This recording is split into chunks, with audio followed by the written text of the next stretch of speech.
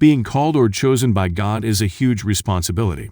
In fact, the closer you are to God, the more careful you have to be. Because from the moment He calls you, you can no longer play around as you used to. Here are 7 warnings to always remember when God calls you. Warning number 1. You are just a vessel. When God calls you, it's important to always remember that you are merely a tool in the hands of God. One common mistake you should never make is to think that you are exceptionally special, that's why God is using you. Let me assure you, you are not the only one He could have used. There are thousands of other people waiting in line for Him to use them. It's important to always remember that you are just an instrument, and He can easily choose someone else. When you embark on God's work, do it with a humble heart, knowing that you shall give an account of your own ministry. If God has called you to preach the gospel, then go out and preach the very message He has entrusted to you. If He has called you to be an evangelist, simply humble yourself and go and share the gospel. Don't attempt to start thinking there is no one else like you. Remember, God is the one who called you. Just like John the Baptist said, Jesus must increase, but you must decrease. It means your focus should always be to exalt Christ Jesus and not yourself. Warning number 2. Your gifts are not a sign of God's approval. When anyone is called by God, one of the first things God gives them are His gifts. These are known as the gifts of the Spirit. However, sometimes people tend to focus on the gifts alone, but neglect their personal spiritual walk with God. Gifts alone are not a sign of God's approval upon a person's life. Just because God is using you mightily doesn't automatically mean you are in right standing with Him. This is because it is His Spirit still doing the work. He is using you because of the mercy and compassion He has for His people, and not because you are very special. In fact, there are countless individuals living sinful lives who mistakenly believe that God is pleased with them because they are still seeing manifestations and are able to still perform miracles. They fail to realize that God's approval cannot be measured solely by the presence of miracles or gifts. Remember, a gift is just a gift. It does not signify God's endorsement. As a chosen vessel of God, what truly matters are the fruits you are bearing. In Matthew chapter 7, Jesus taught us that we shall know you by your fruits. This means that the authenticity of a person's life is revealed through their actions and character. So even if you are still seeing the manifestations of God's gifts in your life, never make the mistake of thinking it means God is happy with you. For instance, in the book of Numbers, we learn about Balaam, a prophet who disobeyed God, yet still possessed accurate prophetic abilities. Despite living a displeasing life in the eyes of God, his prophecies remained accurate.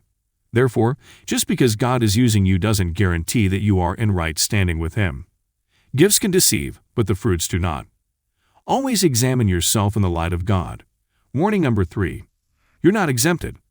The Bible assures us that the foundation of God stands sure, and the Lord knows those who belong to Him.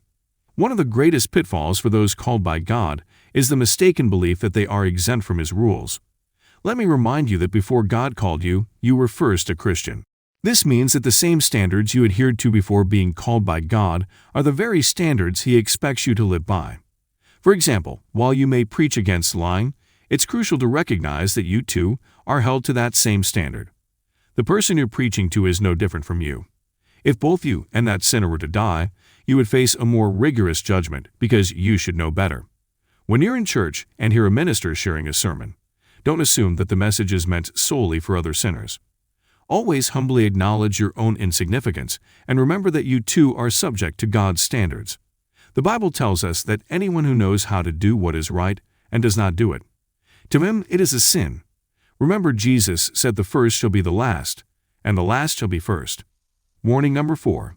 You will carry your own cross. When you are called or chosen by God, it's important to realize that God's rewards might not always come as quickly as you desire. There will be times when you diligently do the work of God and will not see the immediate fruits of your labor. There may even be moments when it seems as though God is completely overlooking you. But let me tell you, God has His reasons. Firstly, He wants to teach you to depend on Him. Secondly, He wants to test the genuineness of your service. If your heart is sincere and your service is genuine, you will carry on even in the absence of visible rewards. Sometimes you might find yourself praying for others, witnessing them getting healed and delivered. Meanwhile, your own personal prayers seemingly go unanswered. However, in those moments, always remember that God is with you. Warning number 4. You are replaceable. One important truth to always keep in mind when you are called by God is that you are replaceable. The work of God cannot be left incomplete or vacant. Sometimes when God uses you, it's easy to fall into the trap of thinking that no one else can fulfill that role except you. However, this mindset is wrong. God always provides opportunities for others to rise up and serve Him. If you start becoming proud and arrogant with your assignment, be rest assured that God has a backup plan. Let's consider the example of King Saul, who was once the greatest king of his time. He was described as handsome and tall, making it seem like no one could compete with him. As long as Saul remained humble, he was elevated. But the moment arrogance and pride consumed him, God began preparing David, a young teenager after his own heart, to take his place. Here's an important revelation.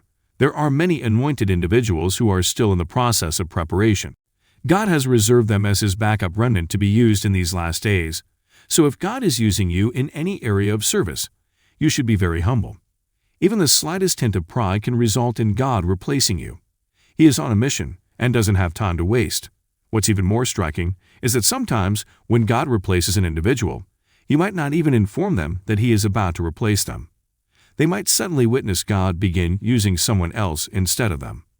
You might see someone in your church suddenly become a remarkable singer, even surpassing your own abilities, or you might hear of a new preacher whose messages are beginning to captivate the hearts of many. Meanwhile, no one pays attention to your sermons anymore. This is how God resists those who are consumed by self-pride. When arrogance and pride start to consume you, God will simply stop using you and find someone else. The Bible teaches us that many are called but only a few are chosen.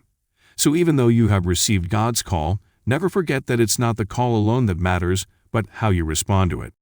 Warning number 5. The devil is watching you. When God calls you, it's not just God who keeps a watchful eye on you. The devil also keeps his eyes on you, waiting for a moment to strike. It's also very important to understand that from the moment God calls you, you instantly become an enemy and a threat to the devil.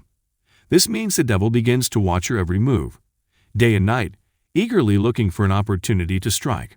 There may be times when you even find yourself persecuted, attacked, or insulted while faithfully carrying out God's work. These are the devil's tactics, as he attempts to discourage you. You must always be aware that the devil is actively seeking opportunities to make you stumble and fall in the very mission God has entrusted to you. He desires not only your failure, but also the failure of those whom God intends to touch through you. Not only that, but the devil wants to make sure that at the end of that mission, you still do not make it to heaven. He wants you to be amongst those who God will tell them to depart from Him, because He never knew them. Therefore, be conscious of the fact that the devil may send people your way with the intention to deceive and distract you. For example, Samson would have been more cautious had he known this truth when he was entangled with Delilah. As a messenger of God, you must always be alert and discerning, because the enemy eagerly awaits an opportunity to strike. So there you have it. Thank you for watching. If you love our videos, please feel free to subscribe to our channel.